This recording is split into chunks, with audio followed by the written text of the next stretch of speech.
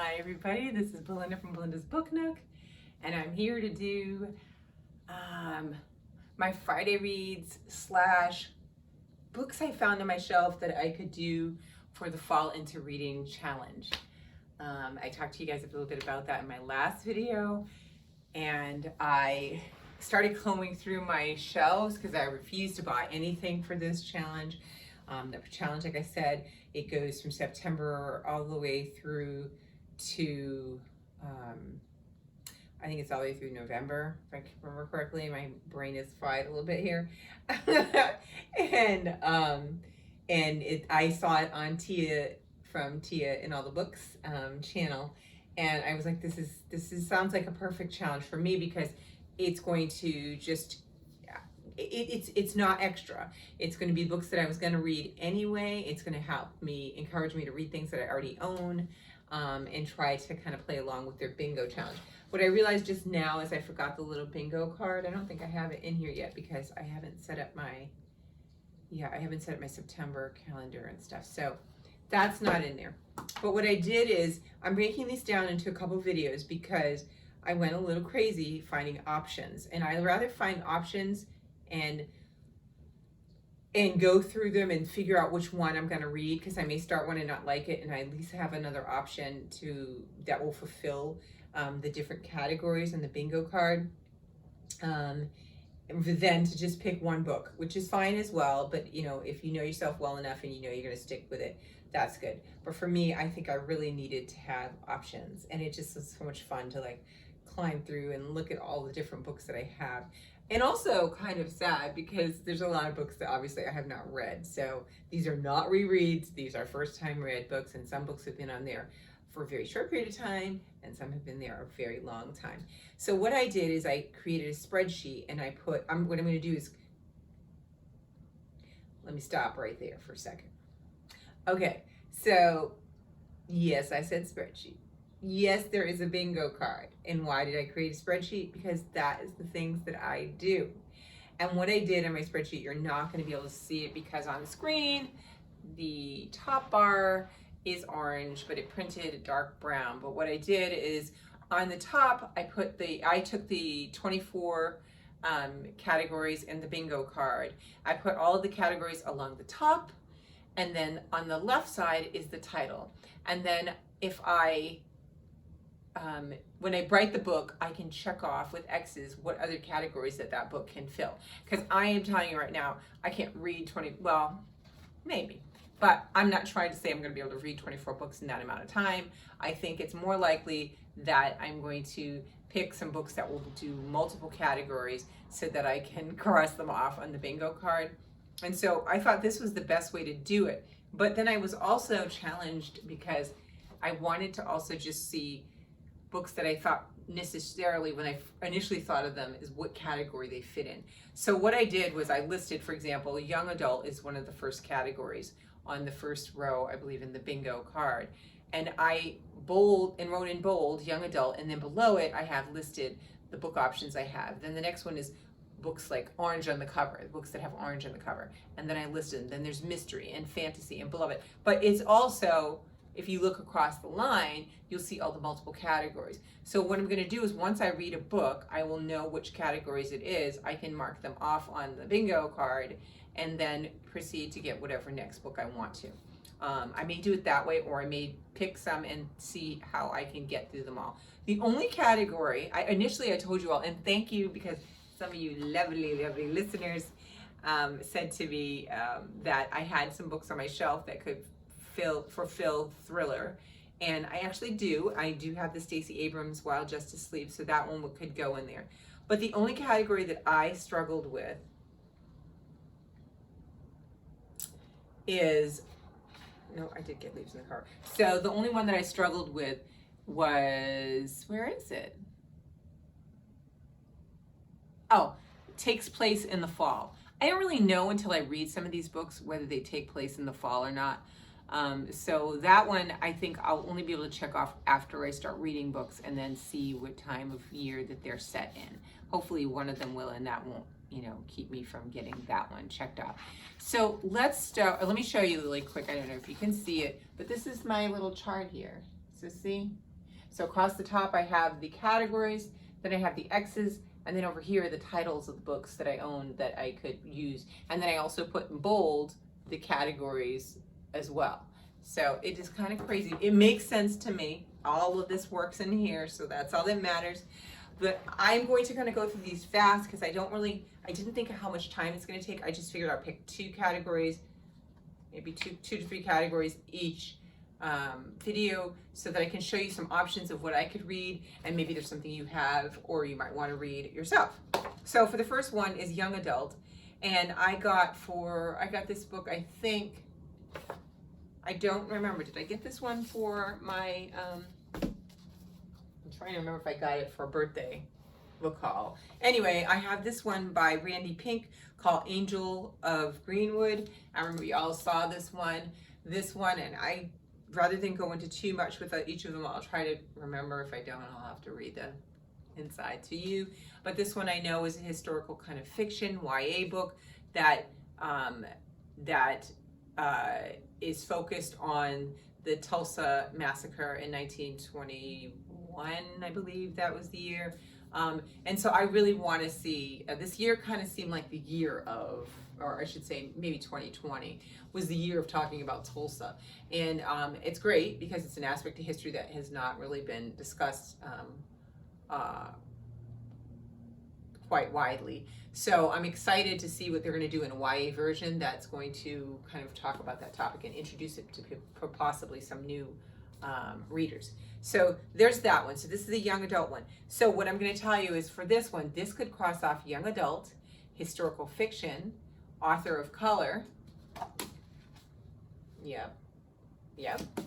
And sorry, just making sure I got that right. And a standalone book. This could also be, this was also published in 2021, and the characters are diverse, and it's a new to me author. So right there, this book could do 7 of the 24. So like bingo. I hear some bingo in my future, right? That's the first one. All right, so the next one is, I had this one for a long time. I pre-ordered it when it was going to come out, and that's one of the good ones by Maika Malite and Maritza Malite. They're sisters. I think that co-authored this book. If I remember this correctly, there is a black, as a student, I think, killed under mysterious circumstances, it says. And then there's a rally around about the death of this person. And I think what the book explores is the idea of one of the good ones. You know, when a person dies, in their person of color, it seems as though there is this almost like this underlying rating of, you know, what kind of person were they, you know. So it takes away from the fact that they've died, and it kind of puts you in the situation of, well, okay, this good one, it's sad because this is a good one, why did they die? And so I think that they're going to explore that in this book, so I'm really kind of looking to see what they talk about it. Beautiful cover. I could even score on this one with orange on the cover on this one, but I don't think I put it, but it could, because there's a little bit of orange on her sweater here. This one covers young adult. This one covers mystery, author of color, standalone book, published in 2021, and a new to me author. So, yep. The next one is The Sisters of Reckoning. I just showed you guys this about a week ago or so when I got this. This is the second book in the Good Luck Girls. This is the first one I read a couple years ago and loved it. Met the author, got it signed. Really, really loved this. Kind of a westerny, a little bit of fantastical elements in it. Of the girls that are they're branded so that they have to stay. They have these little glowing like tattoos that force them to stay in this I don't know if it was a place of ill repute, but it's a woman of the night. I forgot, every time I try to describe this book, I stumble over how to describe that. But 4, I think, or 5 of the girls escape from the place. They figure out how to escape. It's kind of like in a Western setting. This is book 2 of it, so I can't really talk about it because you didn't read 1, don't want to hear about 2. But that is a definite option. that I would love to read. So there's that. And this one, The Sisters of Reckoning by Charlotte Nicole Davis, is a young adult. It covers mystery. It's fantasy. It has fantastical elements in it.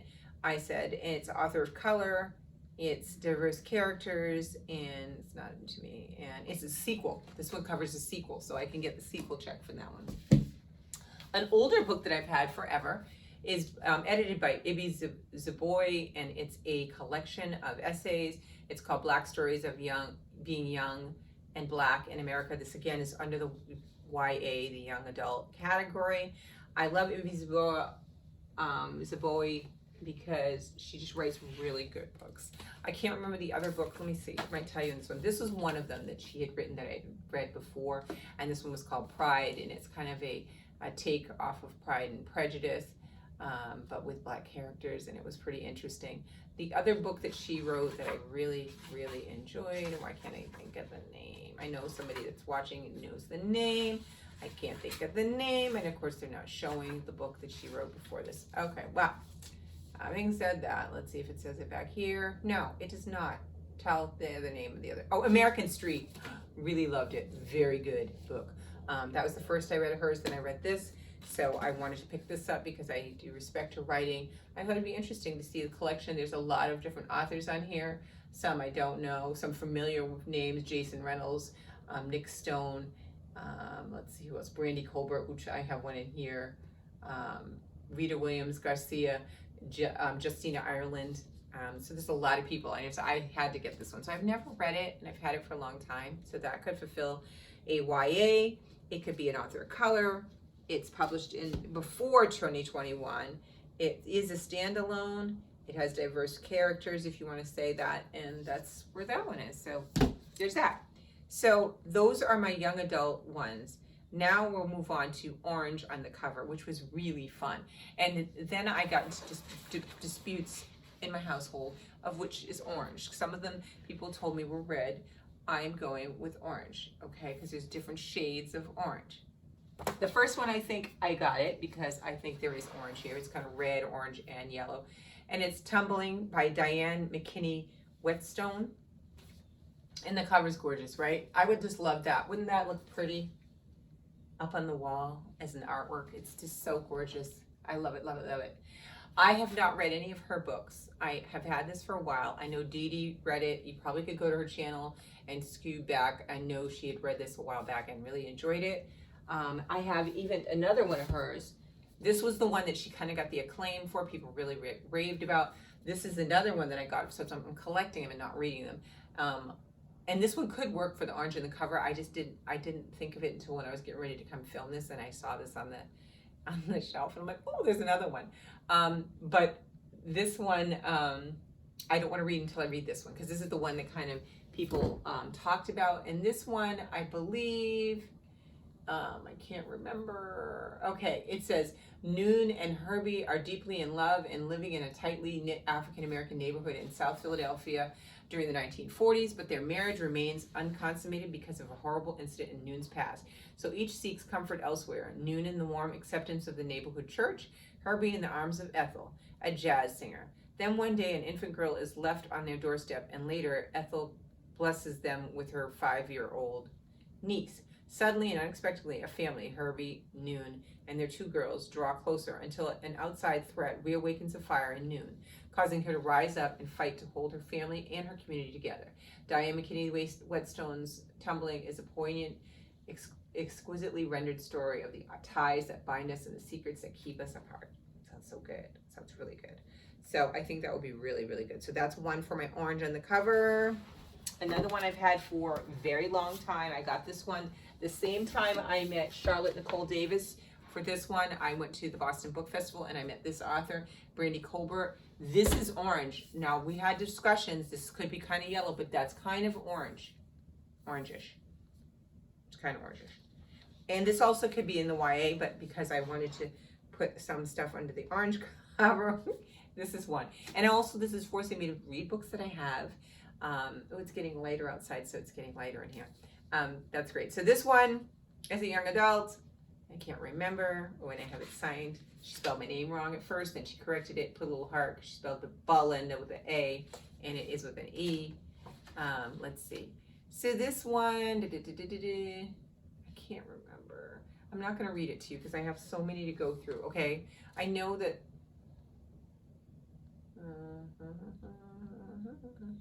You're watching me read. Okay, I'm not going to read it. But anyhow, she's written a bunch of other books. She's got a new one I think that came out this year as well. This one could be a young adult. This is orange on the cover. This is an author of color.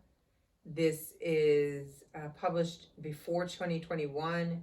This one is a standalone, and this one is romance. So there's romance, some little angsting in there. All right, the next one I've had for a really long time. I'd have to look in my little, I keep track of when I buy books, like the year and all that and the date, but I know that I've had it a long time. But I remember a long time ago on BookTube, this was a big one that people talk about, The Storied Life of A.J. Fickery. Again, this is orange. This is orange down here, maybe a little yellow over here, but that is definitely orange. So I'm counting it, and it's one that I could knock off my list. I have another Gabrielle Zevin book that I think it was called Elsewhere. I've never read that either. This is a theme you're going to see throughout this video. It's a book about I believe he has a bookstore. Right? No, this one doesn't really have a description in the back. Oh yeah, it does. A.J. Fickery, the grumpy owner of Island Books, is going through a hard time. His bookshop is failing, and he's lost his beloved wife, and a prized rare first edition he has been stolen. But one day, AJ finds 2-year-old Maya sitting on the doorstep floor with a note attached to her asking the owner to look after her. His life and Maya's has changed forever. It sounds like it's going to be one that's going to tug at your heartstrings. I like books about books and books about bookstores because I like books and I like bookstores. So this one could definitely be one that's an orange. And this one will cover, orange in the cover. This one's published before 2021. It's a standalone. It is a new to me author. And yes, they said there's some romance in here too, so I don't know. I went also to Goodreads to find out what categories the books were under to make sure I got those categories right. This is another one that I've had even longer than The Storied Life of A.J. Fickery, and it's just because I'm always fascinated and curious about other cultures and reading about different experiences around the world. So when I saw this one, I believe I got this a long time ago on either Thrift Books or maybe at the thrift store. And this is called Catfish and Mandala, or Mandala, some people say, but I say Mandala. And it's a two-wheeled voyage through the landscape and memory of Vietnam. Apparently it was the winner of the Kiriyama in 1999, so it is an older book, so this is definitely before 2021. And it's by Andrew X. Pham, and let's see, it's a lyrical tale of an American odyssey, a solo bicycle voyage around the Pacific Rim to Vietnam, made by a young Vietnamese American man in pursuit of both his adopted homeland and his forsaken fatherland.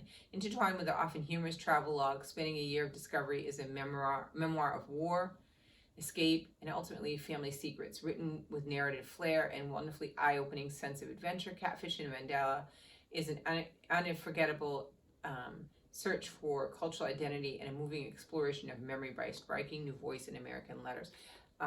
This one sounded so good. I remember it still sounds good to me now, and I have had this for years. So it's got orange in the cover. It could fulfill a lot of things here.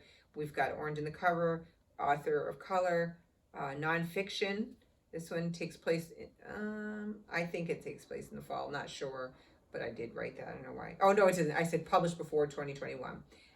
It is a standalone, it's diverse characters, and it's a new to me author. So boom, boom, boom. Another one that I've had a long time, and to be honest, the cover caught my eye, and then I read the back, and I was like, wow, I actually am interested in this. Didn't read it, want to read it. It's called The Story Hour.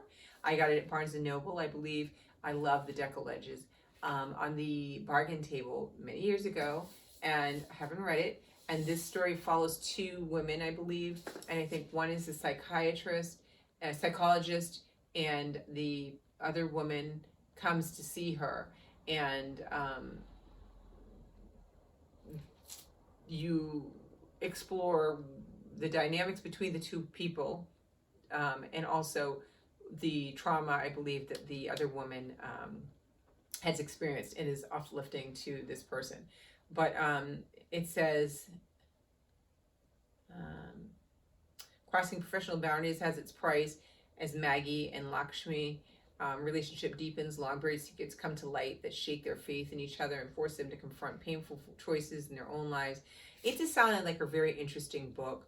And I don't really read many books that talk about, people in therapy or that experience. So it would be very interesting. The woman that is the patient, I believe she's Asian, and this woman has written a lot of books too. So I haven't read anything by this author, and it's Thridi Umrigar. Oh God, Thridi Umrigar. I'm gonna go with it like that. I'm confidently saying it. It's probably confidently saying it incorrect. So this one has orange on the cover, and this one covers a lot. This one does the cover. It's a author of color. It's published before 2021. It's a standalone. Yeah. And it's a new to me author. So there's that. Another one I grabbed this. I remember picking this up. I heard a lot of this. I kept getting ads for this book in my Kindle, and I kept ignoring it. And then I was at the library, and one of the library sales, I saw it for 25 cents. So you know where that had to go. It had to go home with me. And this one is The Next Year in Havana by Chanel Clayton. And I think it's a Reese book club pick, if anybody's interested. In, you know what my feeling is about this. This isn't even the sticker. This is the one they just built into the cover. Yeah, so this one goes back and forth between Havana and Miami, present day, and back in the past in the 50s. I love stories like this. This is a Cuban-American family. I love it. This would have been great for this summer, but it just didn't make it the list. So maybe it can happen in the fall. It does have orange on the cover. It is a new to me author. It was published before 2021. It is a standalone. No, it might not be. Well, I think it's different families it follows. So I think I could recount this as a standalone. Diverse characters. Yeah, that's that one. And the last one, oh God. And the last one, because I don't know how long I've been talking. I need to have a timer so I know I'm not going too long, is by Lisa C. I really, really enjoy her writing. This one knocked it out of the park for this challenge because it was orange cover and it's got leaves on it. Okay. So, I don't know. I'm like, I think I only had 2 books that had leaves on it. I was like, oh my God. I thought I had more too. But this one is gorgeous. This one is The Tea Girl of Hummingbird Lane by Lisa C. I really love her book. She will probably go in my beloved author section because I do like her historical fictions and the stuff that she writes. This is one that I really liked. If you didn't read it, was fabulous. This one is the island of Jeju. It's on the island of Jeju, which is in Korea, and I believe Korea, right? Yeah, it's a Korean island, and it's these female divers. And when you go to her site, she shows you actual women that actually do this because it is an actual profession and craft. And it's very, very dangerous. They go into deep diving without any type of equipment. And it is incredible. The book was really good. But you go to her website and she's got even more stuff to kind of, and I love that because I'm always curious afterwards. So she just handed it all to me right after I read the book. Just go to her website and you could see more. So I really like her writing. Would love to get to this in the fall. I think I got this maybe 2 or 3 birthday hauls ago. I want to say 3. Wasn't this one? It was the last one. So the one before that. And so I've had this on my shelf for some time now, and I do want to read this. This one is, since this is the last one, yeah, okay, I can read a little bit of the back. In their remote mountain village, Li Yan and her family align their lives around the seasons and the farming of tea, which I'm a tea drinker, so you know, this is going to be good. For the Aka people, Ensconced in ritual and routine, life goes on as it has for generations, until one day a stranger appears at the village gate, marking the first entrance of the modern world in their lives. Slowly, Li Yan begins to reject the customs of her people, forging a relationship with a man her parents believe to be a poor match. She has a child out of wedlock and then gives that child up for adoption, tucking a special tea cake into her blanket. Li Yan's journey of self-discovery leads her to an education in business and city life, but all the while she longs for her lost daughter, who is being raised in California with her own questions about her mysterious origins. Over the course of years, each search for meaning in the study of pure, the tea that has shaped their family's destiny for centuries, and blah blah blah, and it goes on. Doesn't that sound good? And I think she'll give you a good, you'll learn a lot about the tea. You'll learn a lot. It's just, her books are so well researched and very good. So I can't imagine this isn't going to be good. I haven't read one of hers that I didn't like. So that is it. So those are my two categories. Because see how many books I had? Look, I mean, I can't hold them all. There's just so many. I had, I think, 11 books. So I had 4 books in the young adult. And yeah, I think I did. I do, right? 1, 2, 3, 4, 5, 6, 7. Yeah, I did have 7. 7 to make sure. Those had 8. I'm like, well, it's not 11. But so I'm going to continue on, and I'll come back to you and talk to you about mystery and fancy and probably beloved author, because I think I'll just put 2 in there. And then maybe I'll make this into 3. I can squeeze this into 3 videos. I just don't want to go too long. Let me know if this is too long. All right, I could break it up more. But I definitely love this because it's forcing me, it's helping me to pull out the books that I want to read, some that I've recently purchased, some like you see that I've had for years, and to try to read them. Now, I'm saying that, like I said, many of these cover 5 to 6 of the categories, so I can easily get through this challenge. What I can do is, even after I do that, if I still have time, obviously I could read more. And I also created options. So if I start reading one of these and I'm just not in the mood for that at the moment, I can pick another one. So I haven't started reading anything yet this month because I haven't finished my books. I have a book and a half basically to finish from last month. So it is a blur. It is a real blur. Usually by now I've finished, but I don't know. I have no prediction. I have a busy weekend, so I don't know if I'm going to even still finish this week the one that I'm reading, which is the geisha one, right? The geisha life, geisha. I can't remember the name. So that's the one I'm reading right now. Yeah, Geisha, a Life by Mineko Awasaki. That one I'm reading. I don't know if I'm just gonna probably drop the Office of Historical Corrections. I started some of them, but I just didn't finish them. I finished a couple other books, but I haven't, I wanted to finish the Geisha one because that also was going to be my Women in Translation for August. So I will finish that, and then I will start selecting what I'm going to read for this month, which is kind of interesting because I'm not sure if how I'm going to choose which one to read which month, so we'll see. Anyways, I hope you guys are well and have a great weekend. Let me know if you're doing this. Let me know if you succeeded yourself. And it's not 1, but it's 3 pages. Yeah, of books. I'm crazy. I am crazy. If I could fit it in here, I would. I might fold it and put it in the back pocket at the end of this. But I just thought this was really fun. So I hope you guys are all well, and I would love to see what you're reading, and if you're reading any books for these challenges. And if you've read any of these, let me know too, because I am excited to finally dive into some of the books that I've owned for some of them for so long. Have a great weekend, and I'll talk to you guys soon. Bye.